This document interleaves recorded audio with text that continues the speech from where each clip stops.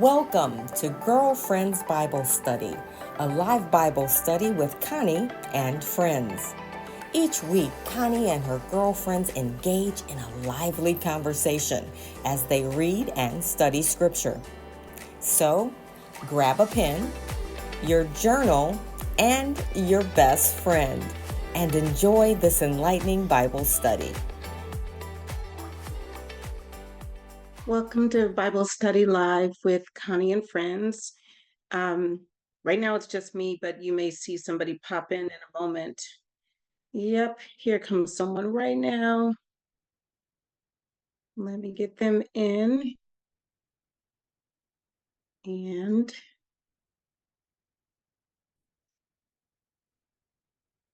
hello, sisters. Hello, Spring and Gina. Good to see you. Welcome to Bible Study Live. I got two of my sisters with me right now. It's February 1st, which is crazy that January's over, but we're in a new theme. And so this month's theme is, I tell you, God gives me these themes, and then I don't even know how relevant it's going to be until we get to that day or that month. And it's so relevant. So anyway, the theme for February is forgiveness. And tonight we're talking about freedom with forgiveness and how do you forgive when the offense is massive. So I've been reading the book of Genesis since the beginning of January, and we've read a lot about Jacob and Esau, and that was really a hot mess. And I'm going to read just a few highlights from that because it's important to understand what Jacob did and what he did to Esau. And specifically, he did some other stuff to other people too, but we're going to focus on his relationship with his brother. This is Jacob and Esau, brothers. And so as we talk about this, I want to talk about how do you forgive someone who kills someone close to you or who harms someone close to you. How do you forgive someone when what they did, when their offense affects generations? It's not just you, it's your seed that it affects. How do you forgive someone when they've caused heartbreak? Horrible, horrible heartbreak. How do you forgive someone when there's no real apology, or sometimes there is an apology, but it can't restore what was lost? So, first, to talk about this, we need to see what happened with Jacob and Esau. We're going to go to Genesis chapter 25, when they're born. So, right from the beginning. So, look at Genesis 25, verse 24. When the time came for her, which is Rebecca, to give birth, there were twin boys in her womb. They were twins, you guys. These are twin brothers, not just brothers, twin brothers. And, Spring is on the call. She knows how close twins are. They have a closeness that is medically proven, that is not like anything else. Anyway, the first to come out was red, and his whole body was like a hairy garment. So they named him Esau. After this, his brother came out with his hand grasping Esau's heel. So he was named Jacob. And then it says in verse 27, the boys grew up and Esau became a skillful hunter, a man of the open country, while Jacob was content to stay at home among the tents. Isaac, their father, who had a taste for wild game, loved Esau, but Rebekah loved Jacob. Once when Jacob was cooking some stew, excuse me, Esau came in from the open country famished. He said to Jacob, quick, let me have some of that red stew. I'm famished. That is why he was also called Edom. Edom, not Edom. Jacob replied, first, listen, twin brothers now. He replies to his hungry brother, first, sell me your birthright. Look, I am about to die, Esau said. What good is this birthright to me? But Jacob said, swear to me first. So he swore an oath to him, selling his birthright to Jacob. Then Jacob gave Esau some bread and some lentil stew. He ate and drank and then got up and left. So Esau despised his birthright, meaning he didn't, value it enough not to sell it over some stew. So then go to chapter 27. That was the first offense, right? Then you go to chapter 27, and here's what happens. I'll summarize it, and then I'll just read a couple of verses from it because it's long. Um, their father Isaac was dying, and it was now time for him to pass on um, his blessing. He was supposed to give his blessing before he died. But Rebecca, whose favorite is Jacob, overheard him say that. And he said, so here's what it says in verse 2 of chapter 27. Isaac said, I am now an old man and don't know the day of my death. Now then, get your equipment, your quiver and bow, and go out to the open country to hunt some wild game for me. Prepare me the kind of tasty food I like and bring it to me to eat so that I may give you my blessing before I die. But Rebekah, in verse 6, said to her son Jacob, look, I overheard your father say to your brother Esau, bring me some game and prepare me some tasty food to eat so that I may give you my blessing in the presence of the Lord before I die. Now, my son, listen carefully and do what I tell you. Go out to the flock and bring me 2 choice young goats so I can prepare some tasty food for your father just the way he likes it. Then take it to your father to eat so that he may give you his blessing before he dies. They covered him up with some animal skin and fur because he's a hairy man. And Isaac is like, it sounds like Jacob, but it smells and feels like Esau. So, okay, I'm going to give you my blessing. So Isaac gives, and this is, we'll get into another message another day about the power of words, but the words that you speak, him giving that blessing, saying all of that, um, Jacob just really, he said, the Lord your God gave me, he just did the most. But anyway, so here's the blessing in verse 28 of 27, chapter 27. May God give you heaven's dew and earth's richness, an abundance of grain and new wine. May nations serve you and peoples bow down to you. Be Lord over your brothers, and may the sons of your mother bow down to you. May those who curse you be cursed, and those who bless you be blessed. And it says that after Isaac finished blessing him and Jacob had scarcely left his father's presence, his brother came in from hunting. He too prepared some tasty food and brought it to his father. Then he said to him, Father, please sit up and eat some of my game so that you may give me your blessing. His father Isaac asked him, Oh, I am your son, he answered, your firstborn Esau. Isaac trembled violently and said, Who was it then that hunted game and brought it to me? I ate it just before you came and I blessed him. And indeed, he will be blessed. When Esau heard his father's words, he burst out with a loud and bitter cry and said to his father, Bless me too, my father. But he said, Your brother came deceitfully and took your blessing. Like, it's gone. It's gone. There's nothing I can do about it. He even asked, Haven't you reserved any blessing for me? Isaac answered Esau, this is verse 37, I have made him lord over you and have made all his relatives his servants, and I have sustained him with grain and new wine. So what can I possibly do for you, my son? And he said, Do you only have one blessing, my father? Bless me too, my father. And so anyway, his father answered him in verse 39, Your dwelling will be away from the earth's richness, away from the dew of heaven above. You will live by the sword and you will serve your brother. But when you grow restless, you will throw his yoke from off your neck. And then it says in verse 41, Esau held a grudge against Jacob because of the blessing his father had given him. He said to himself, The days of mourning for my father are near. Then I will kill my brother Jacob.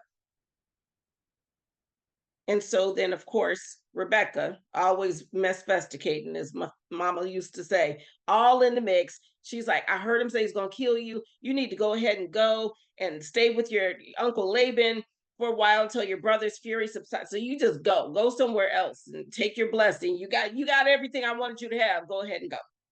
Now, part of it is at that point, it's really clear that Esau was so angry, he was planning to kill his brother, right? But something happened.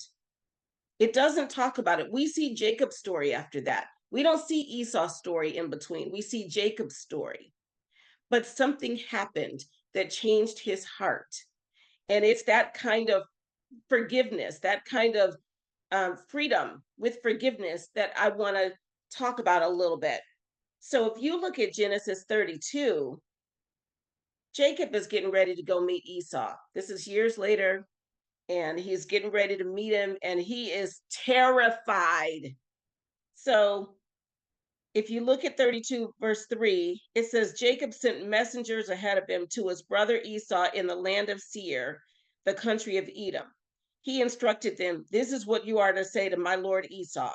Your servant Jacob says, I have been staying with Laban and have remained there till now. I have cattle and donkeys, sheep and goats, male and female servants. Now I am sending this message to my lord that I may find favor in your eyes.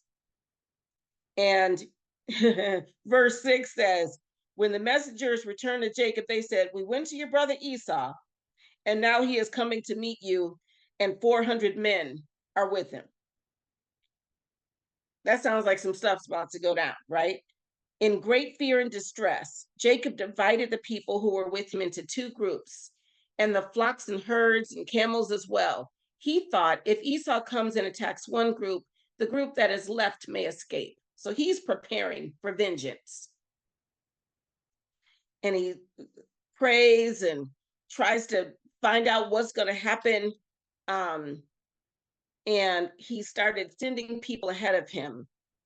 So if you look at verse 13, he spent the night in the countryside, and he spent the night there. And from what he had selected a gift for his brother Esau: 200 female goats, 20 male goats, 200 ewes, 20 rams, 30 female camels with their young, 40 cows and 10 bulls, and 20 female donkeys and 10 male donkeys.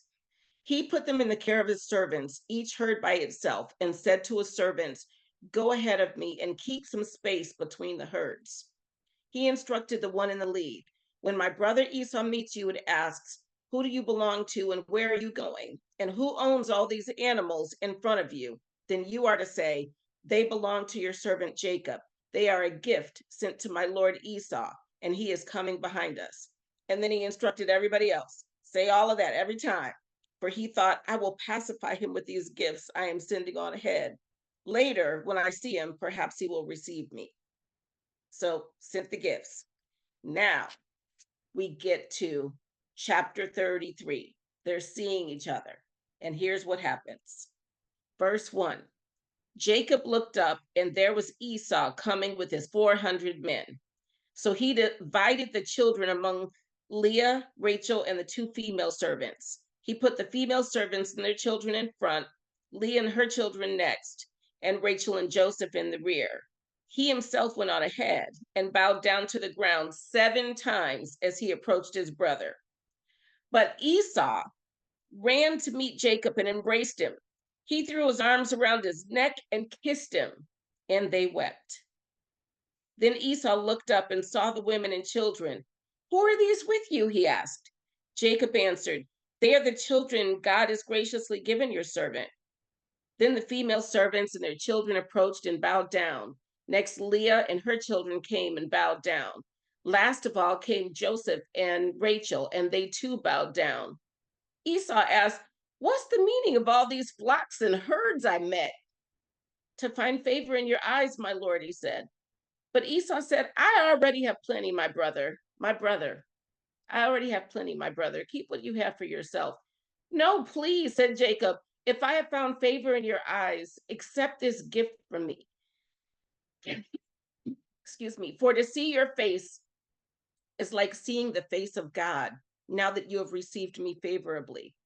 Please accept the present that was brought to you, for God has been gracious to me, and I have all I need. And because Jacob insisted, Esau accepted it. Then Esau said, let us be on our way. I'll accompany you. But Jacob said to him, my Lord knows that the children are tender, that I must care for the ewes and cows that are nursing their young. If they are driven hard just one day, all the animals will die. So let my Lord go on ahead of this servant while I move along slowly at the pace of the flocks and herds before me and the pace of the children until I come to my Lord in Seir. Esau said, then let me leave some of my men with you. But why do that? Jacob asked. Just let me find favor in the eyes of my Lord. So that day, Esau started on his way back to Seir. Jacob, however, went to Succoth, where he built a place for himself and made shelters for his livestock. So he didn't say, I'm sorry. I'm so sorry for stealing your birthright, for stealing your blessing. He didn't say, I'm sorry. He showed it with his actions by getting, he was terrified. He was terrified for the wrong that he had committed. And when you think about it, and you think about how this would have affected generations, Esau's children and his children's children, just the same way that the blessing was going to affect Jacob and his children and children's children. This was a huge wrong. This was a huge offense. This was something that Esau originally thought, I'm going to kill Jacob over this. But at some point, he forgave him. He forgave him. There was freedom with forgiveness. He did throw that yoke off his neck and forgave him. Like, I'm not going to carry unforgiveness.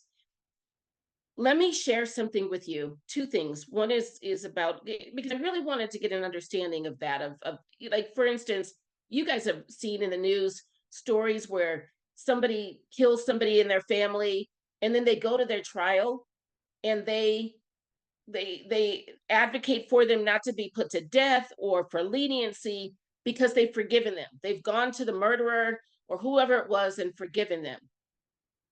And so I wanted to see just a little bit of that. So I'm going to read you a couple of statements from a couple of cases where that happened. And there's an organization called Restorative Justice that is all about that. That's what they do, is try to pair up people who have committed a crime with the victim of the crime, the families or the people who are left. And just in thinking about that, how godly that is, but how hard it is. Now, when I said God knows exactly what he's doing, listen to this. There's a person who was a really close friend of mine for years, and she did some things that really, really broke my heart and hurt me deeply. And we have not spoken in 9 years. And randomly, she called me last week. After 9 years, she called. I had no idea why she decided to call then, why she was looking for me. And I did call her back. She had left a message. She called multiple times and left a message. And we talked. She didn't say, I'm sorry. She didn't say, and she did some things that literally broke my heart, that were cruel. And I spoke to her and I was kind and cordial. I was not Esau throwing my arms around and kissing and crying. I was not that, but I was kind. We had a kind enough cordial conversation. And I've been asking myself ever since, why did she call me? Why did she call me? What made her call me? And I don't know exactly what made her call me. She didn't call to ask for forgiveness, or if she did, she may have called seeking forgiveness, but she didn't ask for it. But it's so interesting that she called me last week and this month's theme is forgiveness, right? Like, what is that? Haven't heard from her in 9 years. So in looking at these quotes from these families where a huge wrong was perpetrated, I'm going to read just a little bit about the statements they made. So in November of 1986, Kathy White, a 26-year-old mother who was pregnant with her second child, was abducted, raped, and killed by 2 teenage boys. Her mother, it says, following her daughter's death, White, and I forgot what her first name is, says she felt not only an enormous amount of grief, but also a sense of not fully being in charge of her life. For a parent, losing a child feels like the most unfair, wrong thing in the world. It's upside down. The world didn't feel as friendly as it once was, and I felt I had little power. She joined victim support groups, but found scant comfort in them. Nobody moved. Everyone stayed the same, she said. People stayed angry. I didn't want to be 5 years down the road and be the way they were, full of bitterness. I didn't want to be grieving for the rest of my life and think of it as ruined. And she made these statements. If you let grief take over your life, it's as if the offense continues over and over again. It turns you angry and bitter. It's almost like the only relationship you have left with your lost loved one is through the bitterness. People cling to that because naturally they don't want to let go, says White. And then she says, I do believe people are more than the worst thing they have ever done. That's such a powerful statement. People are more than the worst thing they have ever done. A lot of what we do while people are incarcerated is dehumanizing, degrading, and demoralizing. She says, I was trying to put some humanity back in. So she ended up forgiving um, the the boy, the young man who raped and murdered her daughter, and um, they stay in touch. And she, as well as her daughter's other child, her granddaughter, have made amends with this man. She said he looked so young when she saw him, and she realized forgiveness wasn't helping anybody. It just wasn't helping anyone. Um, and then there was another situation where Ruth Pelkey, um, she was a 78-year-old Bible teacher, had been murdered at her home by 4 teenage girls. And her grandson attended the trial as well as the sentencing of Paula Cooper. And at the time, he felt the death penalty was an appropriate sentence. She was given the death penalty. But 18 months after his grandmother's death, he started to reconsider. Pelkey started wondering what impact the death penalty for Cooper would have on her own family, especially Cooper's grandfather, who attended the trial and who Pelkey had seen break down in tears when the sentence was handed down. My grandmother would not have wanted this old man to witness his teenage granddaughter die, he says. Everyone in Northwest Indiana wanted Paula Cooper to die. Nana would have been appalled by the anger. Pelkey became increasingly convinced that his grandmother, a devout Christian, would have felt love and compassion for Cooper and would have wanted someone in the family to feel the same. Those are really powerful moments. In that case, she was granted leniency. She was not given the death penalty. And she ended up being released from prison as well. And he has a relationship with her. At first, it caused a rift between him and his father because that was his father's mother. But ultimately, the father forgave and said he understood why he had done that. And then in the situation with the mother who forgave her daughter's killer, he told her, here's what happened. He gave her the whole blow by blow. Apparently, the teenage girls have never talked about what happened with the grandmother, but this young man did talk about what happened. And he said that the last thing that she said before she died was, God forgives you, and so do I. You know, y'all, that's some deep forgiveness. And of course, we know Jesus, who went through it and forgave. Forgive them, Lord, for they know not what they do.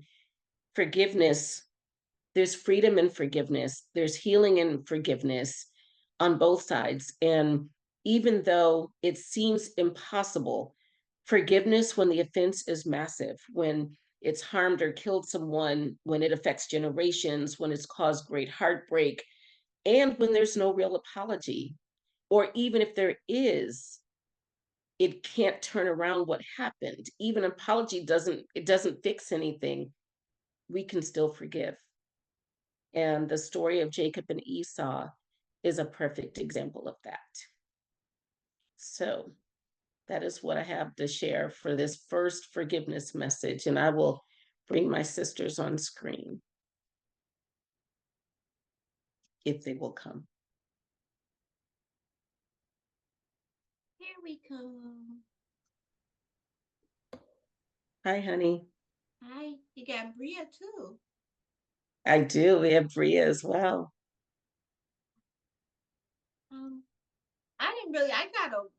I gotta talk through a lot of this one because I've always kind of wondered about this story. Because my first thought, the legality is, well, he gave his birthright away. He gave it away. So did Jacob really steal it? you know? But you got birthright, but you also have the blessing, because the blessing was a little more than just the birthright. That was major stealing. And then he did what his mother told him to do. But of course, he had to know something when she covered him in the fur and stuff. He had to know that, oh, this is to fool him. And I have to talk through, because I wonder, I can't find it. I was looking for it. I wonder if I know that Esau forgave him when they met and stuff, but at the end, I believe when Jacob died, there was some scuffle, because Esau did not want him to be buried. He was trying to block his burial from where they were going to bury him. But I got to find that. Yeah. So to be continued. Yeah. I know they were together with Isaac's death. It talks about that they were together as brothers during. Father. Yeah. But that's, and they don't say they were identical at all, or fraternal, anything like that. You don't have that information, but it's an interesting point of bitterness. We've talked about the betrayal's baby, right?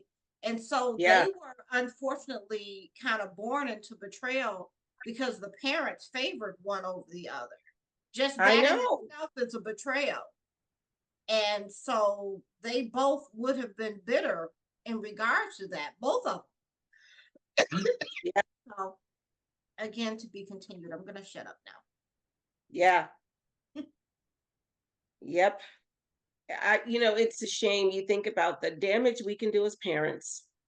Yeah. And, even Jacob with Joseph, he played favorites as well. Joseph was his favorite, which is why his brothers tried to kill him. That was a generational legacy as well, unfortunately. Yeah. That carried on from generation to generation. It was just a shame. I'm looking because I know exactly what you're talking about. Death of Jacob. Let's see. So it's in chapter 50 of Genesis. Okay. Yeah, let me see if it says.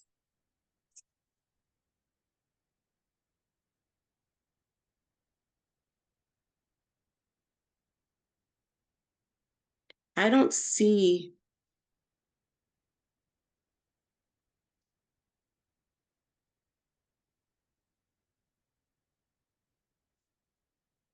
I don't see where it says that. Jacob's sons did as he had commanded them. They carried him to the land of Canaan and buried him in the cave in the field of Machpelah near Mamre, which Abraham had bought along with the field as a burial place from Ephron the Hittite. I don't see anything about the Esau and yeah, I don't see it. It doesn't mean it's not there. I have to look it up too, like you said, do a little bit more research. Which part were you looking for? Spring thought that Esau objected to when Jacob was getting ready to be buried, that there was some kind of conflict there where Esau may have objected to where he was going to be buried or how he was going to be buried or something like that. Does that sound familiar, Bria? I was I was asking because I recently read it.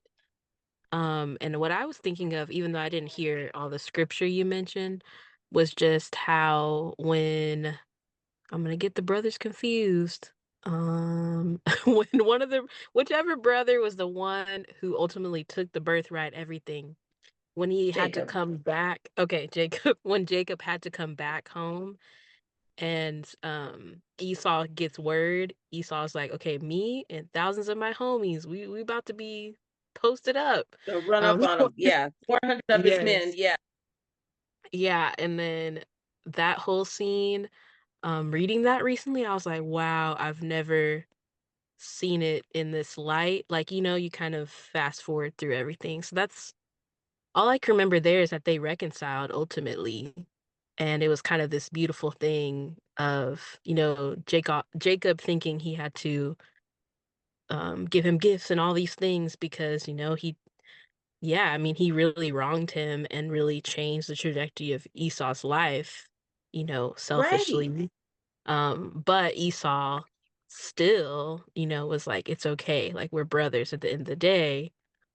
So I don't know if they had conflict after that Yeah, and about you know what? And it's Burrow. not, I think it's not in the Bible. As I kind of, looked it up, and I don't, who know, I never, sometimes I have things in my head where I don't know the sort where they came from. Um, but this one, the reference is not in the Bible. It says according to the Babylonian Talmud, and they have an entire story about the burial of Jacob and the reason Esau tried to prevent it and how they have a whole story. It's like a whole novel about. Right, isn't it the book of Esau that's like not in the canon, but Yeah, it's right? something That's like probably where it came from.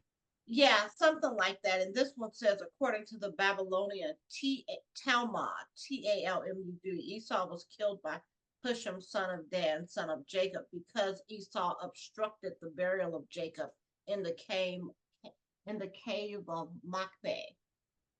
And then it just Hmm. goes on and on about all the stuff that happened and stuff. Um, and it said Esau selling to Jacob his right to be buried in the cave is also recorded, and then they give another reference. So interesting. And they get into all the legality of it, but that story itself is just there's just a whole lot in there. And then the word said that it said the elder would serve the younger. That was the word that was before they were born.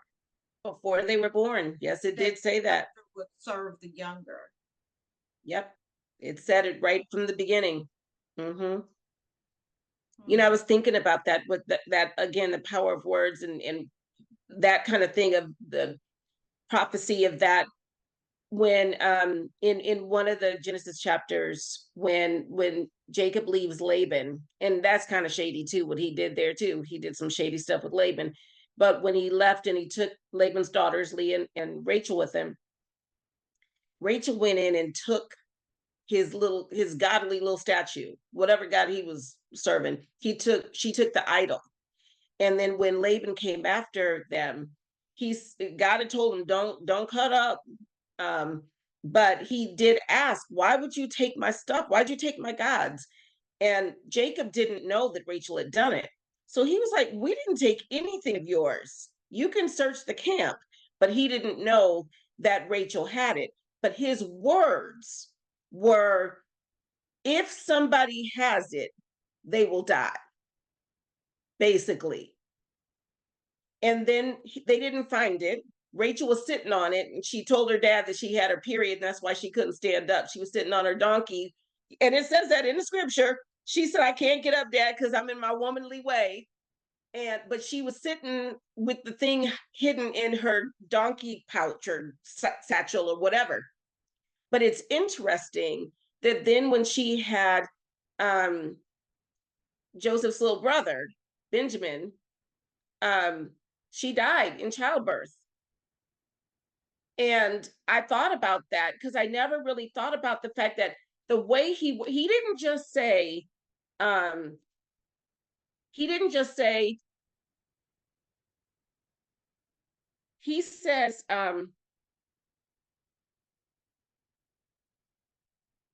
he says, if you find anyone who has your gods, that person shall not live.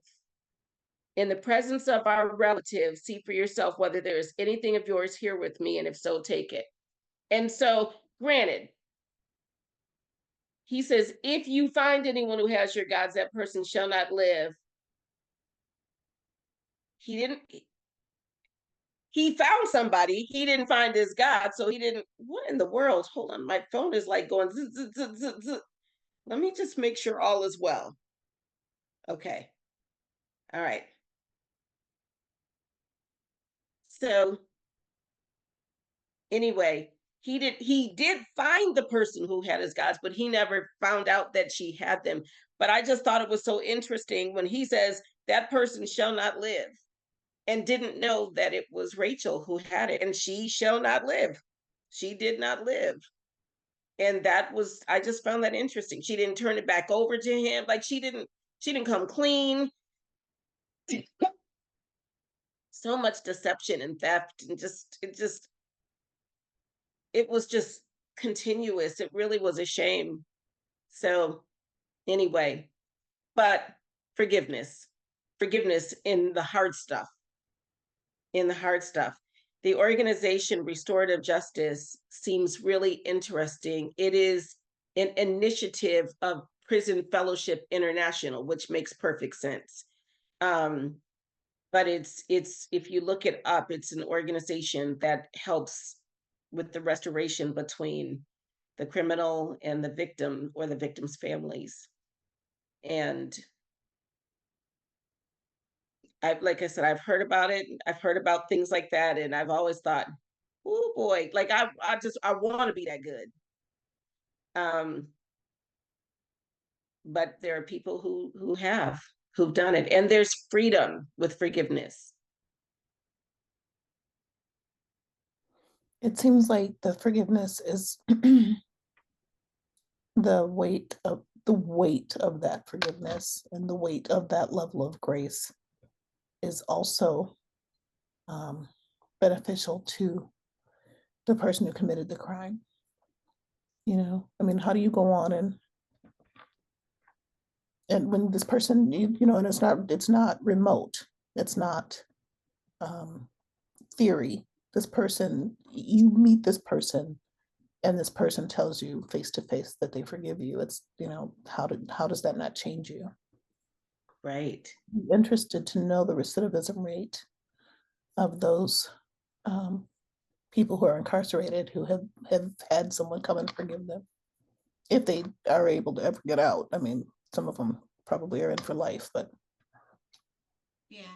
But and even if they don't get out, just the fact that they can be forgiven. But you know what it initially reminded me of? The first thing that came to my mind was the remember when the guy went and sat in the church at the AME church in, I forget which state it was in North Carolina, and shot, killed 9 people in the church. And I think it was powerful on a national level. They talked about it internationally. They even made a documentary about their forgiveness, remember? But I think that their forgiveness, and I truly believe they forgave, they weren't grandstanding, that they went to the court, and each, for those, they were like, I think it was the grandson started it of one, but several of them, but they had a spiritual move to forgive. And I think it was so powerful because you know how much hatred came up after they did that. You had the Ku Klux Klan sending this guy money for his legal defense and stuff. That, I mean, literally like $1 million was like raised overnight for the shooter. Because this is in the height of America's hatredism, one of them. But it was just in the height of it. And I believe their forgiveness was an answer to that. I mean, because what they gonna say now? They went in to do evil and to spread evil, to kill and to destroy. And God told his people, forgive them. And I don't know if you remember seeing it, they would come one by one, because each one, the members' families got to speak at his sentencing. and each one came and said, "You killed my mother. I forgive you. You killed my grandmother. You killed my wife.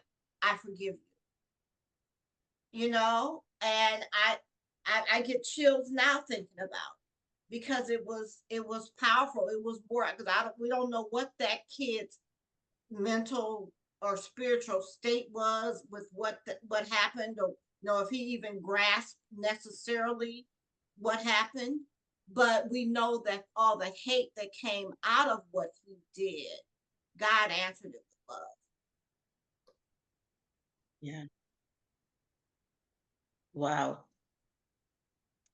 Yeah, there are certain biblical principles, forgiveness being one of them, that don't make sense on paper. They don't make logical sense. You can't quite, make it make sense in your natural mind, in your logical mind. And yet the benefits are real. And the transformation because of it is real. It's like tithing. You give this away and you get more. And people are like, I don't understand. How's that work? It's a principle. It's just one of those things. Given it shall be given unto you. Like it doesn't make sense on paper. So to money people who aren't saved, they're like, no, you pay yourself first. That's what they'll tell you it with a quickness. And because they can't grasp it, they cannot grasp it. And it doesn't make sense on paper, just as that kind of forgiveness doesn't make sense on paper. And until God speaks to our hearts and changes our hearts, it doesn't make sense to us either. Anyway, forgiveness, it's a powerful thing. It's a powerful thing. Like I said, only God knew, because I went to look up, I never remember what the next month is. So I went to look it up and I was like, seriously, forgiveness?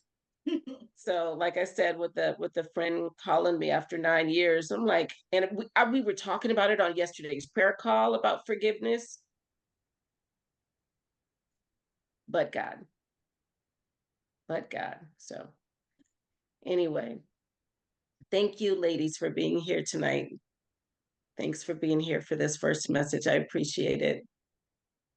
Thank you. You're welcome. Good message. Great message. I look forward to the rest to come. All right. Yeah, me too. I don't know where he's taking us next, though. Forgiveness is the theme, so we shall see. It's like, okay, Lord, because he gave me that today. And I was just like, anyway. All right. It was good to see you all. I'm going to go break my fast. I'm looking forward to eating. So I will talk to you all later. Gina, I'll call you after. Okay. Love you guys. Okay. Love you. Love Be you careful too. out there, Bria. Bria's sitting in a dark car. That's why she didn't come up camera. Be careful out there. Yeah, I just be safe, couldn't, my Bria. light wasn't working, so it's just darker. But I'm in like a parking lot. You just can't see me well. Okay, well, just be safe. All right. See you guys soon. Bye.